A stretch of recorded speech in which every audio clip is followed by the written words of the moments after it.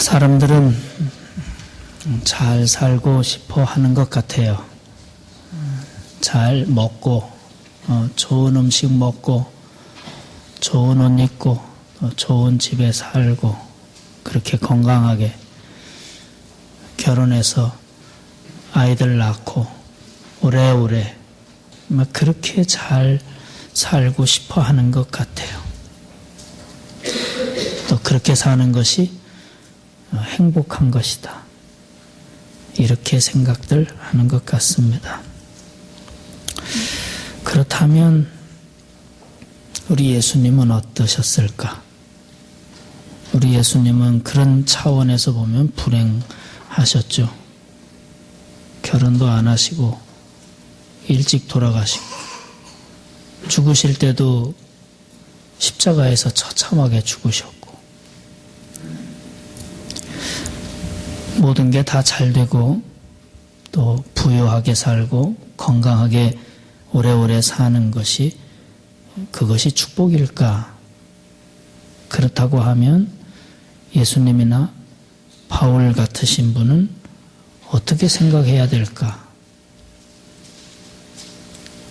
따뜻한 방에서 자본 적도 없으시고 좋은 옷 입어보신 적도 없으시고 그렇게 고난 가운데 살다가 가셨는데 과연 어떻게 사는 것을 진정한 행복이라 할 수 있을까? 그런 생각을 해봐요. 하워드 가드너 박사님이 주장하는 다중지능이라는 게 있습니다. 요즘 사람들이 거기에 관심 많죠. 학생들도 이렇게 다 조사를 하고 나는 어느 분야에 재능이 있나 그걸 알아보는 거죠. 이 다중지능은 8가지로 나눠요. 언어, 논리수학, 공간, 자연탐구, 음악, 신체운동, 대인관계, 자기이해. 이렇게 조사를 해보면 내가 어느 분야에 어느 지능이 뛰어난가 알 수 있는 거죠. 그래서 그 분야를 잘 살려서 전공을 하고 직업도 하고 그렇게 살면 성공한다. 그런 말이에요.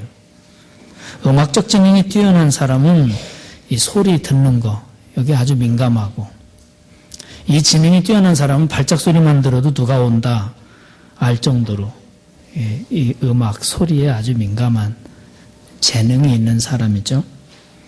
공간 지능이 뛰어난 사람은 이 공간적 세계를 이해하는 능력, 그래서 건축가들 또는 미술이나 발명을 하는 사람들이 이 분야에 아주 뛰어난 사람들이죠. 신체 운동 지능은 운동 잘하는 거예요. 다른 사람보다 자전거를 더 빨리 배우는 사람, 유난히 못 배우는 사람 있죠. 신체 운동 지능이 낮은 사람입니다. 운동선수들은 신체 운동 지능이 남들보다는 굉장히 발달되어 있고 뛰어난 사람들이죠. 다 달라요. 그래서 8가지 지능으로 나눠서 내가 어느 분야에 뛰어난 지능이 있나 그걸 알아서 그쪽 분야에 살아가도록 한 다중지능 검사가 있죠. 얼마 전에 KBS 수요기획에서 그런 방송이 한번 나왔어요. 이 다중지능 8가지 지능 외에 9번째 지능이 또 있다. 제9지능이라 그랬습니다. 이 9지능은 나는 왜 존재하나? 나는 왜 살아야 하는가? 진정한 행복이 무엇인가? 이걸 아는 것. 그래서 성공보다는 가치가 더 중요하고 나보다는 우리를 더 소중하게 여기는 마음, 그 지능이 있다는 겁니다. 자기 재능이 아무리 뛰어나도 이 9지능이 약하면 자기가 가지고 있는 재능을 가지고 형편없는 삶을 살 수도 있다는 거예요. 이 9지능, 나는 왜 사는가? 무엇을 위해 살아가야 되는가? 진정한 행복과 가치는 어디 있는가? 이걸 아는 능력, 그것이 뛰어난 사람이 있다는 거죠. 그리고 그걸 개발시켜야 된다는 거예요. 방송인 최수정 씨는 다중지능을 조사해 보니까 대인 인간관계 능력 그리고 언어 능력이 아주 뛰어났습니다. 방송인으로서 적합하다 그런 말이죠. 축구선수 이영표 선수는 조사하니까 운동 신체 능력 이게 아주 뛰어났어요. 그러니까 운동을 잘하는 거죠. 그런데 이 두 사람에게 공통적으로 아주 높게 나온 게 9번째 지능이었습니다. 그 지능이 아주 뛰어났어요. 오히려 신체 운동 지능보다 9번째 지능이 더 높았어요.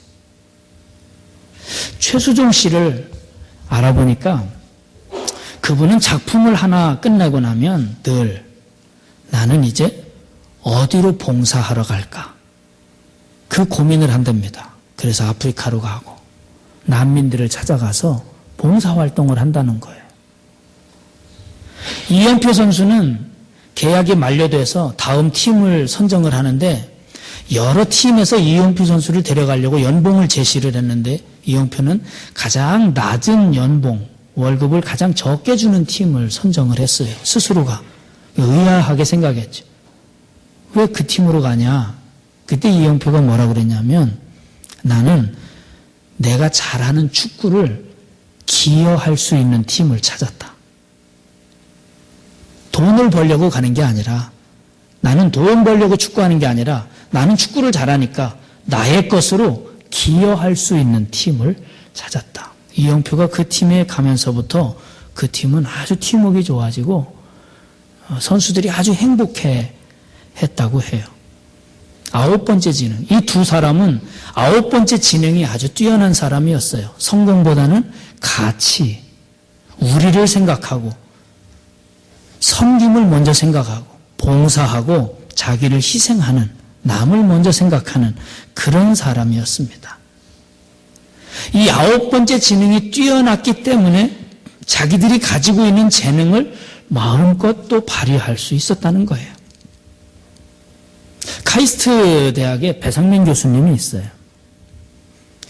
이분은 세계 4대 디자인상을 석권한 분이고 6년 동안 무려 세계 디자인상을 41번이나 받은 아주 세계적인 디자이너입니다.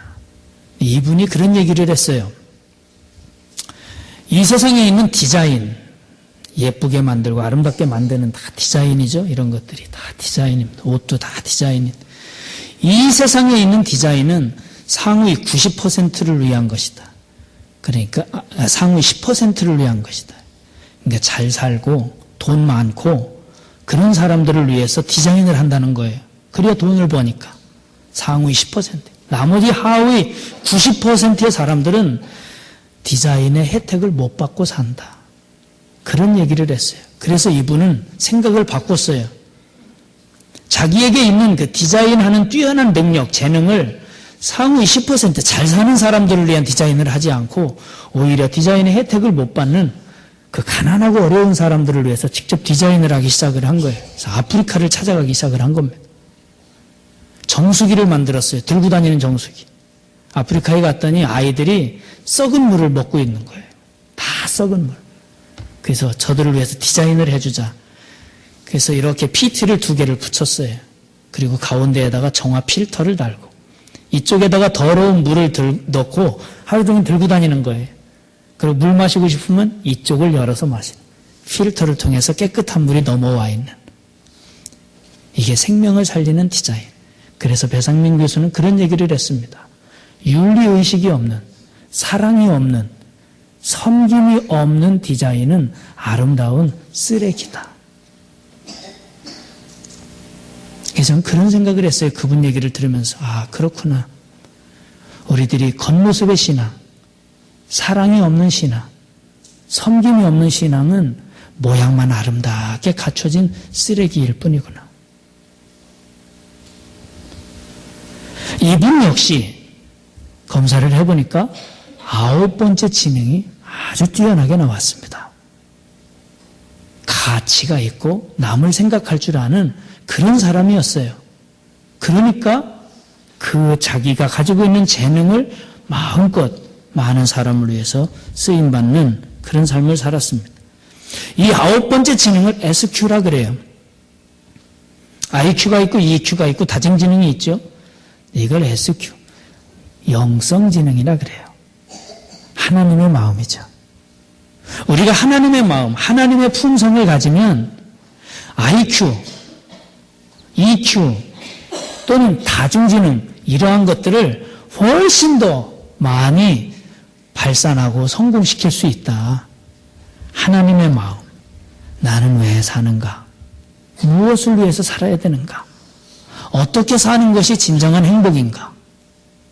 가치, 배려, 섬김, 희생 이런 것들이 내 안에 가득 차면 찰수록 그는 성공하는 인생 그리고 진정으로 행복한 인생을 살 수 있다 하는 거예요. 오늘 주님 앞에 나온 여러분, 내가 무엇을 위해 살고 있나? 나는 정말 진정한 행복한 삶을 살고 있나? 잠깐 주님 앞에서 생각해보는 시간 되길 바랍니다. 나는 무엇을 위해서 이렇게 살고 있지? 한동안 지금 계속해서 남북관계가 긴장하고 있습니다. 언제 미사일을 쏘냐 안 쏘냐, 핵이 어떻게 되냐, 온 세상이 다. 저는 그런 생각을 해봤습니다. 미사일을 쏘는 거 안 쏘는 거, 핵이 터지든 안 터지든 그런 것보다 제가 생각한 건 왜 저들은 저렇게 계속 다른 사람을 괴롭히며 살까? 개성공단이 잘 되고 있는데 폐쇄시키고, 큰감성관광도 폐쇄시키고, 약속한 것도 폐쇄시키고, 국제관계도 폐쇄시키고, 그냥 자기들이 하고 싶은 대로 마음에 안 들면 왜 자꾸 다른 나라, 다른 사람들을 괴롭힐까? 저는 우리나라가, 우리 대한민국이 이제 잘 사는 나라 됐으니까 좀 온 나라, 온 세상, 가난하고 힘든 나라를 마음껏 섬기는 민족 됐으면 좋겠어요. 그런 민족. 열심히 살아서, 땀 흘리고 살아서 먹고 살기 어렵고 먹을 게 없으면 곡괭이 들고 나가서 밭을 일구고 땀을 흘리고 죽도록 그렇게 해서 그거 가지고 자기도 살고 다른 사람도 살리고 나눠주기도 하고, 그렇게 살면 얼마나 좋을까? 그렇게 열심히 노력하고 땀 흘리면 온 세계가 국제 원조도 해주고 그러지 않을까? 왜 이렇게 남을 괴롭힐까? 여러분, 같은 하나님을 믿는데 남을 괴롭히는 인생을 산다. 그게 좋은 겁니까? 남을 괴롭히고 가족을 괴롭히고 상대방을 힘들게 하고 교인들을 힘들게 하고 이웃 사람들을 지치게 만들고, 그게 좋은 겁니까, 여러분? 같은 하나님을 믿는데. 진정한 영성지능이라고 하는 건 배려하는 거예요. 나를 희생하는 거예요. 내가 좀 손해가 와도 나를 내어줄 줄 아는 거예요. 거기에 참된 가치도 있고 행복이 있다는 겁니다. 남을 괴롭히면서 내가 행복하다, 그런 게 세상에 어디 있습니까? 성경에 어디 그런 게 있어요? 어디 예수님이 다른 사람 괴롭히고 칼로 찌르고 뺏고 그러면서 난 행복하다, 내가 난 하나님의 아들이다, 그러신 적이 없어요. 저 찢기고 상하고 내어줄 것이 없어서 몸에 있는 피까지 다 빼주시면서, 그래서 온 인류가 행복하기를 바라셨던 분이 우리 예수님. 근데 그렇게 살았던 사람이 또 바울입니다. 사도 바울. 사도 바울이 전도 여행을 다녔습니다. 생명 살리는 복음을 전하며 다닌 겁니다. 얻어맞아도 억울한 일을 당해도 한 영혼이라도 더 살리려고 자기를 위해서 산 게 아니라 오직 복음을 위해서, 영혼 구원을 위해서 그렇게 1차, 2차, 3차 전도 여행을 다 마치고 예루살렘에 귀환을 했어요. 예루살렘에 와보니까 거기 유대인 그리스도인들이 있는데 이 사람들이 소문을 듣고 사도 바울을 기다리고 있는 겁니다. 무슨 소문이냐면, 저 사도 바울이 돌아다니면서 율법 지키지 마라, 할례 행하지 마라, 우리들이 지나온 관습을 지키지 마라, 그러고 돌아다닌다고 헛소문이 난 거예요. 오해를 한 거예요. 그 얘기를 듣고 바울이 오면 그냥 안 놔두겠다고 기다리고 있는 사람들. 사도 바울이 예루살렘에 오자마자 이 사람들은 들고 일어났습니다. 알아보지도 않고 들어보지도 않고 그렇게 사도 바울을 공격한 거예요. 오늘 30절 말씀이 그 말씀인데요. 같이 읽어보겠습니다. 온 성이 소동하여 백성이 달려와 모여 바울을 잡아 성전 밖으로 끌고 나가니 문들이 곧 닫히더라. 그들이 그를 죽이려고 합니다. 이 사람들은 폭력을 행사하고 소동을 일으키고 바울을 때립니다. 끌어냈습니다. 잡아서 죽이려고 성문 밖으로 데리고 나간 거예요. 온 성이 소동하니까 그 지역의 치안을 담당하고 있던 천부장이 군대를 이끌고 온 겁니다. 무슨 일이냐? 진정시키고 얻어맞고 있는 바울을 끌어내서 묶어서 끌고 가는 겁니다. 사도 바울이 끌려가면서 영문으로 들어가면서 뭐라고 그러냐면 천부장한테 나 잠깐 할 얘기 있습니다. 할 얘기 있습니다. 무슨 얘기요? 나 저기 있는 저 사람들한테 한마디만 좀 하게 해달라고. 보통 사람 같으면 나 억울하다.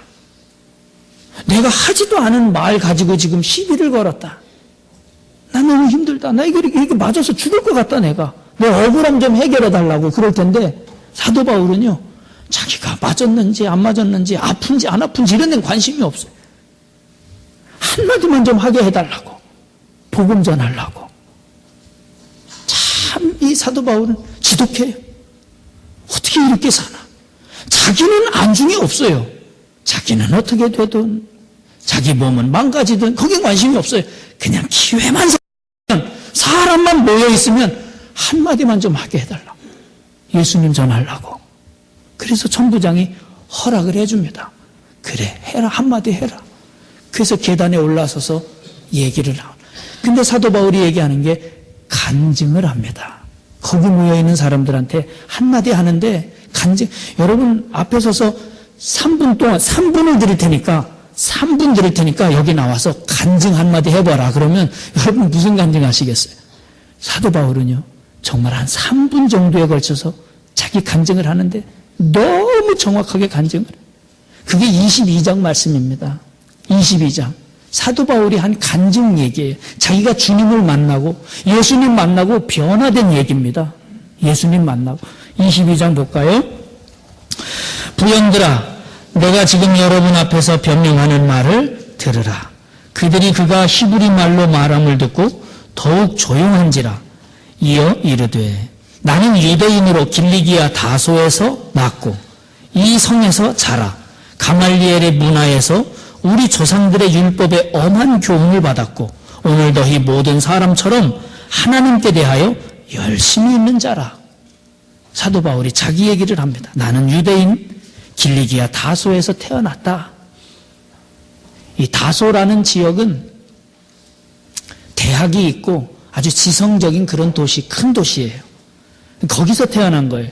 근데 바울은 태어나자마자 이렇게 예루살렘으로 왔어요. 예루살렘에서 공부를 한 거예요. 당시 최고의 랍비 선생님이었던 가말리엘에게서 공부를 했고 율법을 배운 사람입니다. 아주 열심히 그렇게 율법을 배우고 4절 읽어보세요. 내가 이 돌을 박해하여 사람을 죽이기까지 하고 남녀를 결박하여 옥에 넘겼느니. 바울도 그렇게 살았어요. 사도 바울도. 율법을 열심히 배워서 이 도를 전하는 사람, 예수님입니다. 예수를 전하는 사람이 있으면 죽이기까지 하고 남녀를 붙잡아다가 감옥에 가뒀는데 이에 대제사장과 모든 장로들이 내 증인이라. 다 알고 있다는 거예요. 내가 어떻게 했는지. 바울은 자기의 과거에 대해서 얘기를 합니다. 5절 말씀 읽어보겠습니다. 이에 대제사장들과 모든 장로들이 내 증인이라. 또 내가 그들에게서 다메섹 형제들에게 가는 공문을 받아가지고 거기 있는 자들도 결박하여 예루살렘으로 끌어다가 형벌을 받게 하려고 가더니. 예수 믿는 사람들을 붙잡고 핍박을 하는데 다메섹이라고 하는 곳에 예수 믿는 사람이 많이 있다는 소식을 듣고 그들을 잡으러 가는 길에 6절 말씀 다 같이 읽습니다. 가는 중 다메섹에 가까이 갔을 때에 오정쯤 되어 호련히 하늘로부터 큰 빛이 나를 둘러 비치매 내가 땅에 엎드러져 들으니 소리 있어 이르되 사울아 사울아 네가 왜 나를 박해하느냐 하시거늘 내가 대답하되 주님 누구시니까 하니 이르시되 나는 네가 박해하는 나사렛 예수라. 바울이 예수 믿는 사람을 붙잡아서 감옥에 가두려고 박해하러 가는 길에 갑자기 하늘로부터 아주 강렬한 빛이 비춰서 앞을 보지 못하고 헤매고 있는데 음성이 들려오는 거예요. 사울아 사울아 왜 나를 이렇게 박해하냐. 누구세요? 나는 네가 박해하는 예수다. 네가 박해하는 예수다. 사도 바울은요 핍박하고 박해하는 예수님을 만난 거예요. 바울은 자기 과거에 대해서 얘기를 해요. 나는 길리기아 다소에서 태어나고 율법을 배웠고 예수 믿는 사람 핍박하던 사람이었는데 예수 믿는 사람 잡으러 가다가 나는 환상 중에 예수님을 만났다는 거예요. 9절 말씀입니다. 나와 함께 있는 사람들이 빛은 보면서도 나에게 말씀하시는 이의 소리는 듣지 못하더라. 내가 이르되 주님 무엇을 하리이까? 주께서 이르시되 일어나 다메섹으로 들어가라. 네가 해야 할 모든 것을 거기서 누가 이르리라. 앞을 보지 못하고 헤매고 있는 이 바울에게 다메섹으로 들어가라. 다메섹에 들어가면 너에게 모든 걸 가르쳐줄 사람이 있을 것이다. 그래서 바울이 다메섹에 들어가서 거기서 아나니아라는 사람을 만나요. 아나니아라는 사람을 만나 기도를 받고 눈이 활짝 다시 열려지고 그리고 그때부터는 완전히 다른 사람으로 변해서 예수 믿는 사람 박해하러 다니던 바울이 예수님을 믿으라고 전도하러 다니는 전도자로 자기 자신을 위해 살던 사람이 예수를 위해 사는 사람으로 그렇게 바뀌게 된 거예요. 그 간증을 지금 모여있는 사람들에게 하고 있는 것입니다. 이게 간증 얘기예요. 저는 이 간증 말씀을 통해서 몇 가지를 생각을 해봤어요. 첫째는 바울은 어떠한 상황에서도 예수님밖에 없구나. 그 생각이 들었어요. 어떤 상황에서도 얻어맞고 욕먹고 여러분 우리들이 얻어맞고 욕먹고 억울한 일 당하고 그러면 우리 관심이 어디로 가요? 한마디 욕먹으면 우리가 가만히 있습니까? 한번 얻어맞으면 가만히 있습니까? 2대 때리고 싶고 나도 싸붙이고 싶고 얻어맞고 욕먹으면 가만히 있으면 속이 부글부글 끓지. 우린 그렇단 말이에요. 저거 그냥 놔둘 수 없다. 저걸 어떻게 저걸 죽일까? 내가 저걸 어떻게 할까? 우린 감정이 벌써 막 상하거든. 바울도 얻어맞았습니다. 잘못한 것도 없는데 욕을 먹습니다. 그런데 그렇게 핍박을 당하고 얻어맞고 욕먹고 고통을 당하고 체포를 당하고 그런데 이 바울의 생각 속에는 그걸 어떻게 풀어버릴까 하는 생각은 전혀 없어요. 어떻게 하면 내가 예수님을 전하지? 끌려가면서도 어떻게 해야 내가 예수님 전하지? 얻어맞으면서도 내가 어떻게 하면 저들에게 예수님을 나타낼까? 오직 예수님밖에 없는 사람. 오직 어떤 상황에서도 예수님밖에 없는 사람. 예수님밖에 없는 사람. 어떤 일을 당해도 내가 어떤 처지에 있어도 저와 여러분도 저 예수님밖에 없는 삶. 어떤 일을 당해도 내가 어떻게 하면 예수님을 잘 전할 수 있을까? 예수님을 나타낼 수 있을까? 돌이 날라와서 돌에 맞아도 아프고 힘들고 그것보다 이 돌무더기 속에서 고통 중에서도 내가 어떻게 해야 어떤 표정을 지어야 내가 어떤 태도를 보여야 예수님을 나타낼 수 있을까? 그 생각. 우리가 살아가면서 일하면서 장사하면서 가르치면서 사람 만나면서 내가 어떻게 하면 예수님 나타낼 수 있을까? 이게 바울이었습니다.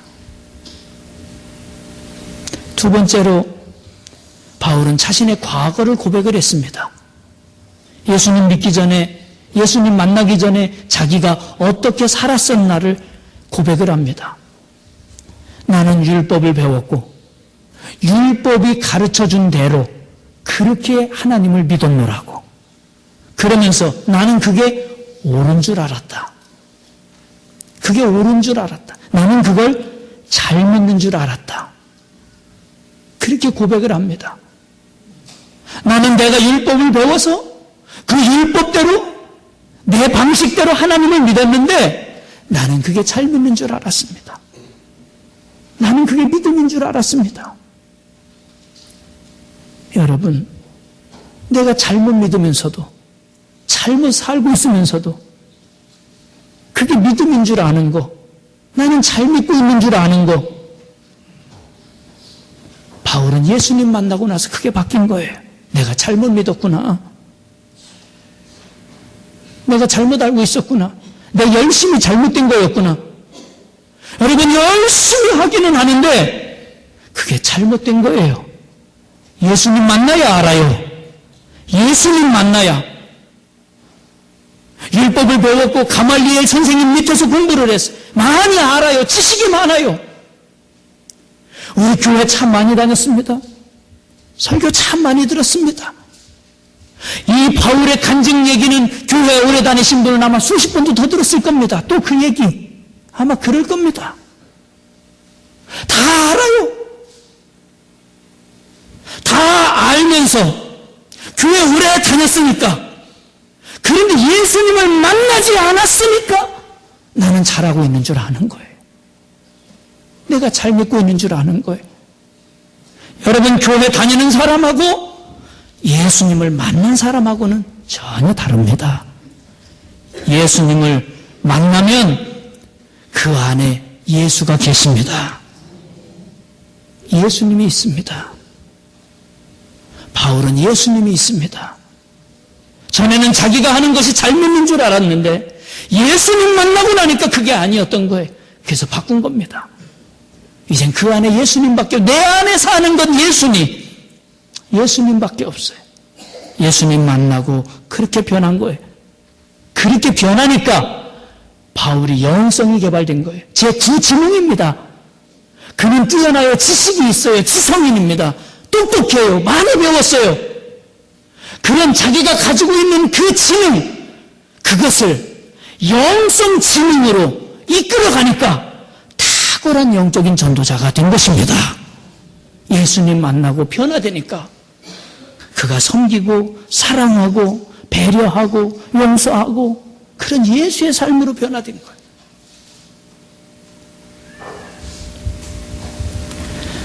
바울은 주님의 음성을 들었습니다. 사울아, 사울아, 네가 왜 나를 그렇게 핍박하느냐? 주여, 제가 무엇을 하리이까? 다메섹으로 들어가라. 이게 주님의 음성이에요. 길을 가다가 예수님을 만났습니다.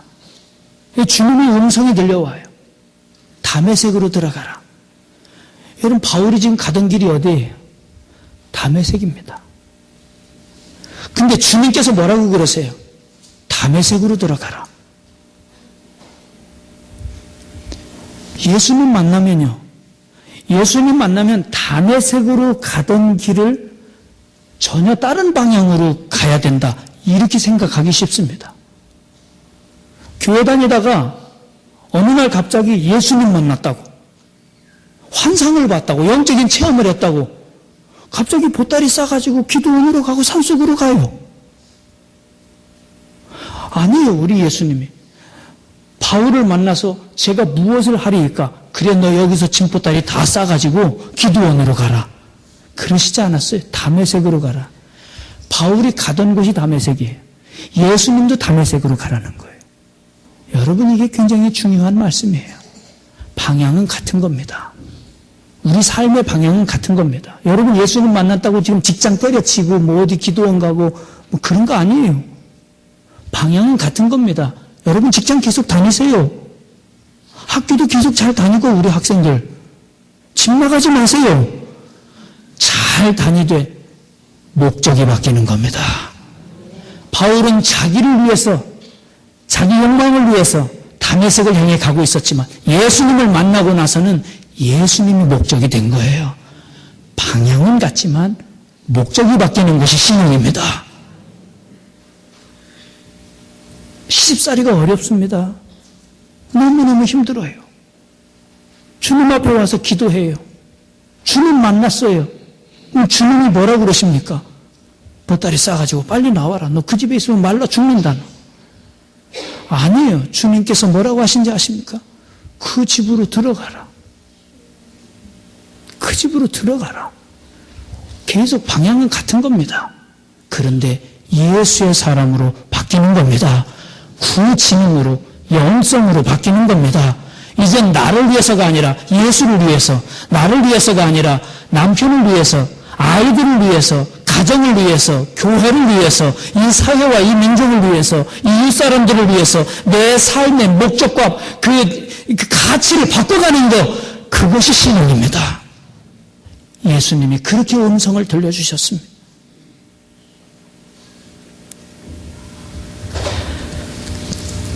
그렇게 계속 가면 어려운데요.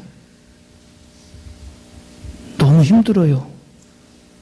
저 좀 어떻게 해주세요. 제가 꼭 다시 거기로 가야 돼요.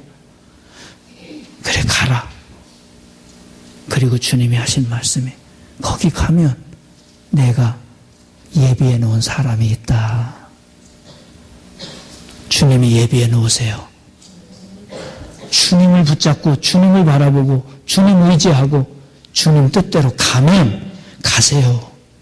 믿음으로. 그러면 거기 아나니아 성령이 함께 해주세요. 주의 영이 도와주실 줄로 믿습니다. 이렇게 주님께서 바울을 변화시키시기 위해 잠시 주님께서는 바울의 눈을 어둡게 하셨습니다. 그리고 아나니아의 기도를 통해 그의 눈을 다시 뜨게 해주셨습니다. 여러분, 잠시 주님께서 우리의 눈을 어둡게 하실 때가 있습니다. 잠시. 여러분, 하시는 사업이 어려우세요? 잘 안 되고 잠시 눈을 감으세요. 여러분, 건강에 어려움이 있으세요? 많이 아프세요? 잠시 눈을 감으세요. 주님을 바라보세요. 세상의 눈을 잠시 감으세요.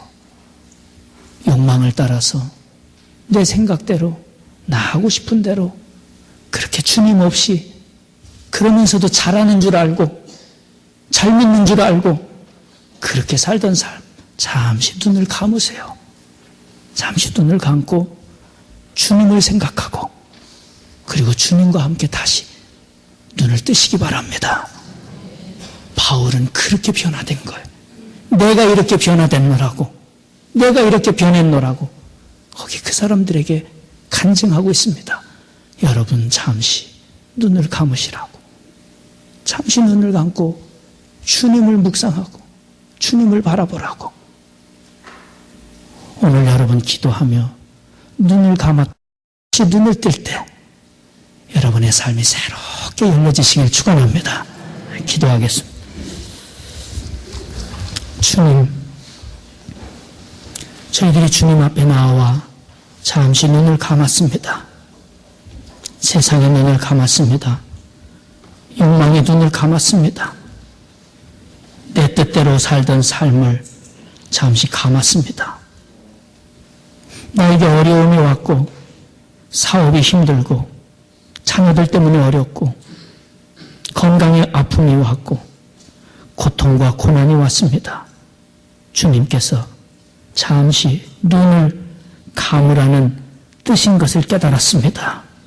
겸손히 엎드리오니 주님 바라보고 주님 의지하오니 저희들 손을 잡아 주옵소서. 저희들을 품에 안아 주시옵소서. 사도 바울을 변화시켜 주신 같이 아나니아를 통해 그의 눈이 열려진 것 같이 오늘 성령의 은사를 통해 우리의 삶의 눈이 다시 열리게 하시고 신앙의 눈이 다시 열려지게 하여 주시고 진정한 행복이 무엇인지를 깨닫고 믿음으로 그 길 찬송하며 갈 수 있도록 꼭 붙잡아 주시옵소서. 오늘 주님 전에 나온 이 백성들을 주님이 꼭 붙잡아 주시고 주여 기도를 마치고 눈을 뜰 때 우리 앞에 하나님의 영화로움이 활짝 열려지는 은총을 베풀어 주시옵소서. 예수님의 이름으로 기도하옵나이다. 아멘.